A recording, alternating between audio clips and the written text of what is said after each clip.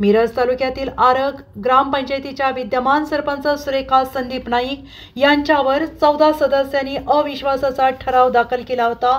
आज तहसीलदारांच्या उपस्थितीत विशेष सभेत ठराव मंजूर करण्यात आला। त्यामुळे ठराव 14 विरुद्ध 0 मतांनी मंजूर केल्याचं तहसीलदार डॉक्टर अपर्णा मोरे धुमाळ यांनी जाहीर केलं। यावेळी ग्रामपंचायतीमध्ये मतदान प्रक्रिया पार पडली। उपस्थित एकूण 14 सदस्यांनी हात वर करून ठरावाच्या बाजूने मतदान करीत आपले बहुमत सिद्ध केले।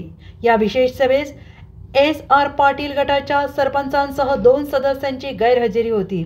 सरपंच सुरेखा नाईक यांच्यावर मनमानी कारभाराचा ठपका ठेवत ग्रामपंचायतच्या सत्ताधारींसह विरोधी गटाच्या सदस्यांनी ठराव घेण्यासाठी तक्रार दाखल केली होती। त्या अनुषंगाने बुधवारी तहसीलदारांच्या अध्यक्षतेखाली सर्व सदस्यांच्या उपस्थितीत विशेष सभा संपन्न झाली। यावेळी चोख पोलीस बंदोबस्त ठेवण्यात आला होता।